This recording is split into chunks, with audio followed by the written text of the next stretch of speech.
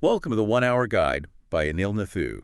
Today, we're going to be diving deep into just decisive right, how to make better choices Yeah, by Chip and Dan Heath. that's right. It's a great book for helping you improve your choices. And these guys are, they're great at this. Yeah, yeah. They've got another bestseller, Made to Stick. I'm sure, some of our listeners are familiar with that. Right. Um, and so I think what we want to do in this deep dive is, really try and distill those key takeaways that are going to help people, uh, start making better choices today. Yeah. So the book was published in 2013. It identifies these common biases that we all have that kind of prevent us from making good decisions. hmm And more importantly, it offers a structured process for how to overcome them. Okay. And I like that you said process, right? Because that's really what we're talking about. Right. It's a process. It's not like, a magic bullet. Right. It's something you have to work through. Okay. So the Heath brothers, they identified four what they call villains of decision making. Right. So why don't we go through those one by one? What's the first villain? So the first one is narrow framing. And narrow framing is when you basically give yourself very few options when you're thinking about making a decision. Okay. Often just two options. Should I do this or should I not do this? Okay. They give the example of Shannon, who's the head of this, small consulting firm. Right. And she's got this IT director named Clive. That's right. And she's trying to decide whether to fire Clive or not. Yeah, So fire him or not fire him. And that's narrow framing, right? exactly. But what they're saying is that, there's other possibilities here. Right. Like maybe he could be moved to a different department. Right. Yeah. Or his job responsibilities could be, narrowed a little bit Right. or Yeah. expanded. Yeah. Yeah. But she got so fixated on just those two options that she wasn't thinking outside the box. Right. So this is a really important lesson for us. I mean, how many times do we find ourselves in a situation where we're just thinking about two options and we're not thinking about all the other possibilities that might be out there? Right. I mean, how many times do we even just ask our friends for advice and say, Yeah. should I do this or not? Right. And, we're not giving them like the full scope. Right. Exactly. I think the opposite of narrow framing is that story that they tell about Steve Cole Uh-huh. at Hope Lab. Mm-hmm. So he was developing this new device, and instead of just hiring one design firm, he hired 5. That's right. So he gave each of them the same assignment. Right. And then he basically he had them all compete against each other. Right. And that way he was able to, get a much wider range of ideas. Yeah. Yeah. Yeah. I mean, that's a great example of widening your options, right? Yeah. So narrow framing, first villain. What's the second one? So the second one is confirmation bias. And this one is really sneaky. Okay. It's the tendency that we all have to basically, seek out information that confirms our existing beliefs Right. and ignore information that contradicts them. Yeah. So, Yeah. if you believe that, climate change is not real, Right, you're gonna tend to read articles that support that belief. Right. And you're gonna ignore articles that contradict that belief. Yeah. Yeah. And they give an example in the book about smokers in the 1960s, right? Right. Who would specifically gravitate towards headlines that said smoking doesn't cause cancer. Right. Even though the evidence was already pretty clear at that Yeah. point. Yeah. Yeah. Yeah. So how do we, confirmation bias is a big one. Yeah, it's a huge one. It's a huge one. How do we combat that? So one of the best things you can do is to actually seek out information that contradicts your beliefs. Okay. So, if you believe that, climate change is not real, go and read some articles that say that it is real. Okay. And really try to understand the other side of the argument. Okay. And I think it's also important to be aware of your own biases. Okay. We all have them. Right. And just being aware of them can help us to not let them control our decisions. Yeah. Yeah. And I think, they quote Dan Lavallo in the book as saying that confirmation bias is the single biggest problem in business. Right. I mean, if you think about it, it's like we're constantly, trying to prove ourselves right, Right. even if we're wrong. That's right. So it's really important to kind of step back and say, okay, wait a minute. Am I just trying to confirm my own beliefs here? Right. Or am I actually trying to make the best decision possible? Right. All right. Villain number 3. Villain number 3 is short-term emotion. And this one is all about how our feelings in the moment can really cloud our judgment Yeah. and lead us to make decisions that we later regret. Yeah. I mean, we've all been there, right? Right. You're angry or you're sad or you're excited Right. and you make a decision and then later on you're like, what was I thinking? Exactly. And the book gives a great example of this with Andy Grove, Right. who was the CEO of Intel. Right. And they were facing this really tough decision about whether to discontinue their memory chip business, Right. which was, their core business at the time. Right. But it was being, eaten alive by the Japanese. Right. And so they were really struggling with this decision. Yeah. And Grove, he was really struggling with it emotionally. Yeah. Because, this was the business that he had built. Right. And so he was having a hard time letting go. And so what he did was he asked his co-founder, Gordon Moore, Right. he said, what would our successors do? Wow. And that question really helped him to step back from the situation. Yeah. And to think about it more objectively. Yeah. That's really powerful. Just like removing yourself from it. Right. Exactly. Like what would somebody else do? Right. Yeah. Who doesn't have this emotional attachment? Exactly. Yeah. And so by doing that, he was able to, make the decision to discontinue the memory chip business. Right. And to focus on microprocessors, which of course, turned out to be a very good decision. Yeah. Yeah. So this is a great example of how we can overcome short-term emotion by basically just stepping back from the situation Right. and trying to think about it more objectively. Yeah. And I think, they also give this this tool in the book called the 1-0-10-10 rule Right. by Susie Welch. Right.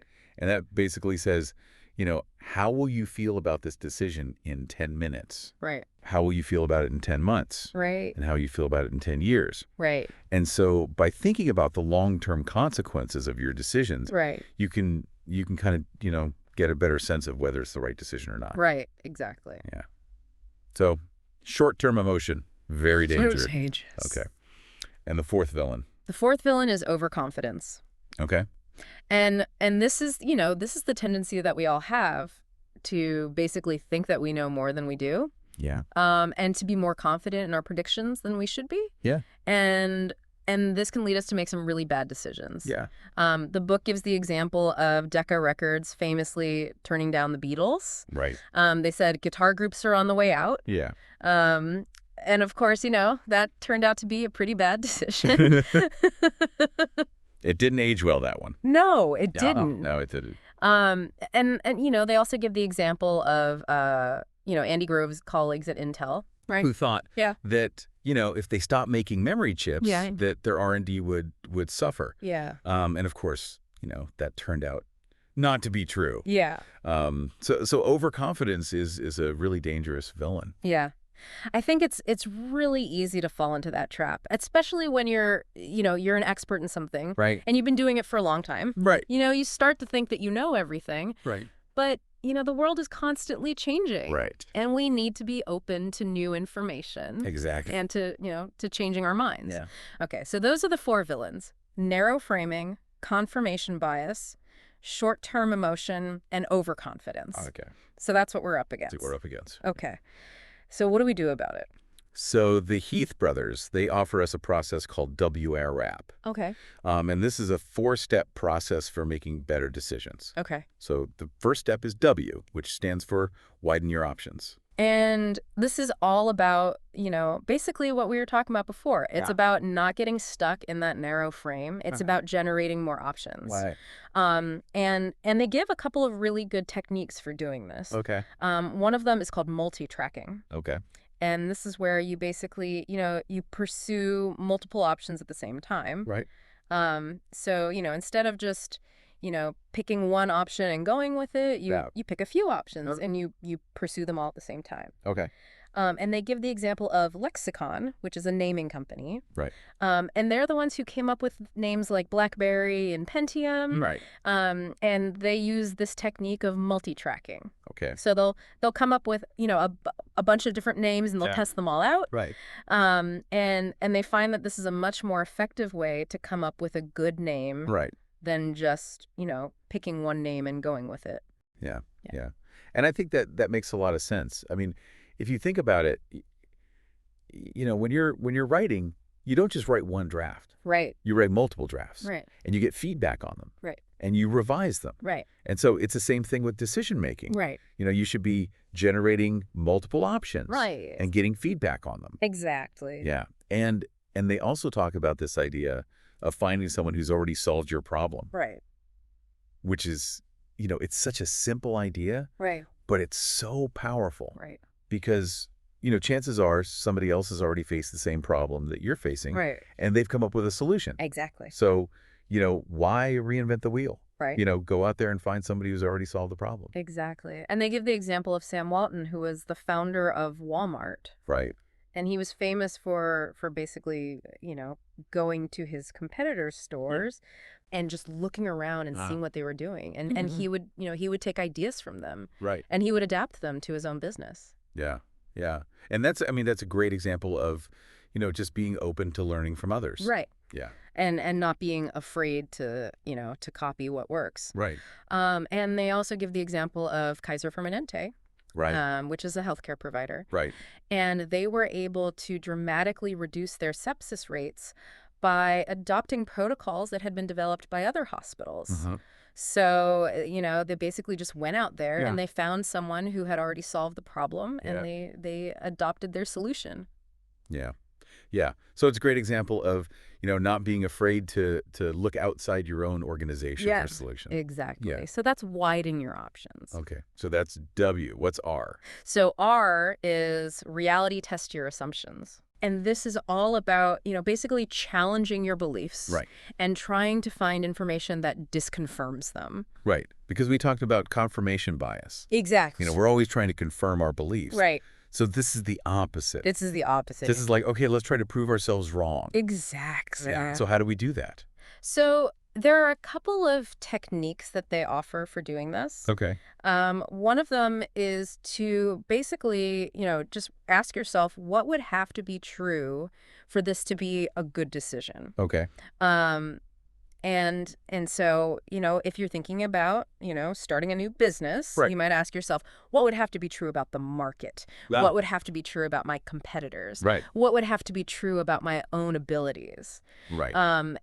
And by asking yourself these questions, you Yeah. can start to surface some of your assumptions, and then you can start to test them. Okay. Yeah. It's a really good way to kind of force yourself to think critically Right. about your assumption. Exactly. Yeah. And they also talk about the importance of getting outside perspectives. Okay. So, if you're thinking about making a big decision, Right. don't just talk to people who agree with you. Right. Talk to people who disagree with you. Right. And get their perspective. Yeah. And they give the example of Alfred Sloan, who was the CEO of General Motors. Right. And he was famous for basically, if everybody in the room agreed on something, Right. he would say, okay, well, let's table this decision Right. and we'll come back to it next week. And in the meantime, I want everybody to go out and try Yeah. to find a reason why this is a bad idea. Yeah. Yeah. That's a great example of, just trying to challenge your own thinking. Yeah, exactly. Yeah. And then they talk about this idea of zooming out and zooming in. So can you talk about that a little bit? Yeah. So zooming out is basically about looking at the big picture. Okay. So, if you're thinking about, investing in a new product, Right. you might want to zoom out and look at the overall market trends. Right. Is this a growing market? Right. Is it a shrinking market? Yeah. What are the long-term prospects for this market? Right. And then zooming in is about looking at the details. Okay. So, once you've kind of gotten a sense of the big picture, Right. then you can zoom in and Right. start looking at the specifics of your product. Right. What are the features? What are the benefits? What are the costs? Right. And they give the example of Brian Zickman Fisher, Right. who was a professor at the University of Michigan. Right. And he was diagnosed with prostate cancer. Okay. And he was trying to decide whether to have surgery or not. And so he basically zoomed out and he looked at the overall survival rates for prostate cancer. Right. And then he zoomed in. Right. And he looked at his own specific situation. Right. His age, his health, his family history. Right. And by doing that, he was able to make a more informed decision. Yeah. Yeah. So zooming out and zooming in is a really good way to kind of get a more balanced perspective. Right. Yeah. To see the forest and the trees. Exactly. Yeah. Okay. So, and then the last thing they talk about in this section is ooching, Right. which is a funny word, It is a funny word. but it's a really good concept. Yeah. So can you talk about ooching a little bit? Yeah. So ooching is basically about dipping your toe in the water Oh. before you jump in. Okay. So, instead of making a big commitment to Right. something, Right. you do a small experiment. Right. You test it out. Right. And they give the example of John Hanks, who was a park ranger at the National Park Service. Okay. And he wanted to redesign the visitor centers Right. at the national parks. Okay. And this was going to be a multi-million-dollar project. Right. And so he didn't want to just, jump in and do it. Right. So he did a small experiment. Okay. He took one visitor center. Right.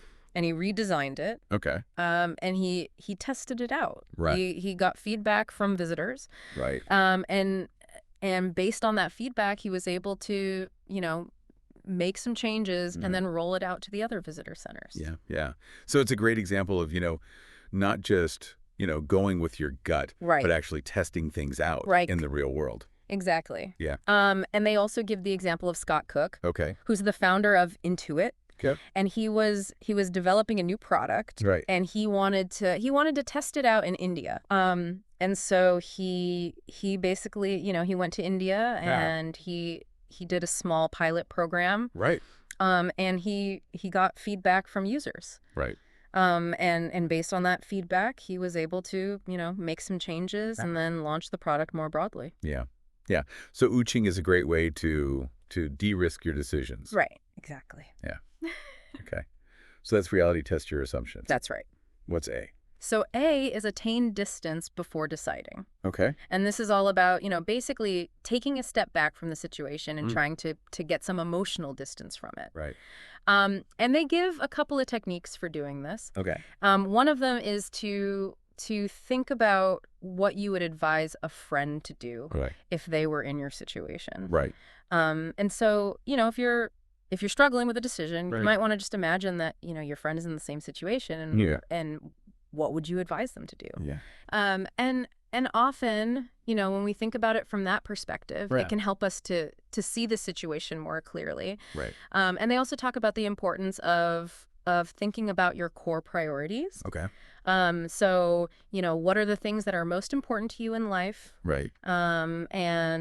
And how does this decision align with those priorities? Right. And they give the example of Kim Ramirez, Right. who was a consultant. Right. And she was offered a job Right. that was, a big promotion. It was a lot more money. Right. But it would have required her to travel a lot. Okay. And she had a young family. Right. And so she decided to turn down the job because Right. it didn't align with her core priorities. Yeah. Yeah. And so, thinking about your core priorities can help you to make decisions that are more in line with what's important to you. Right. Yeah. And that are going to make you happier in the long run. Yeah. And I think, they also talk about this idea of creating a stop doing list. Right. Which is basically, a list of things that you're going to stop doing. Right. So And that you can do- free up time and energy Well- to focus on the things that are most important to you. Right. Yeah. And I think that's a really good idea because Yeah. we all have so many things going on in our lives. Right. That it's easy to get caught up in the day-to-day. Right. And to lose sight of the big picture. Right. So creating a stop doing list can be a really helpful way to kind of refocus on what's important. Exactly. Okay. So that's attain distance before deciding. Yes, right. And what's P? So P is prepare to be wrong. Okay. And this is all about, basically acknowledging that we don't know everything. Right. And that we're going to make mistakes. Right. And so we need to prepare for that. Right. And they give a couple of techniques for doing this. Okay. One of them is to bookend the future. And this is where you basically imagine the best case scenario and the Right. worst case scenario. Right. And then you ask yourself, okay, well, if the best case scenario happens, what am I going to do? And if Right. the worst case scenario happens, what am I going to do? Right. And they give the example of Byron Penstock, who was an investor. Correct. Right. And he invested in Coinstar back in 1999. Okay. And so he bookended the future. Right. He said, okay, well, the best case scenario is that this company goes public Right. and I make a ton of money. Right. And the worst case scenario is that the company goes bankrupt Right. and I lose all my money. Right. And so he said, okay, well, if the best case scenario happens, I'm going to sell half my stock, Right. and I'm going to hold on to the other half. Right. And if the worst case scenario happens, I'm going to sell all my stock. Right.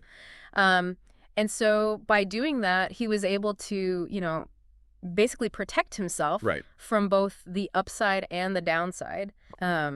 And they also talk about the importance of setting tripwires. Okay. And a tripwire is basically a signal that tells you that you need to reevaluate your decision. Okay.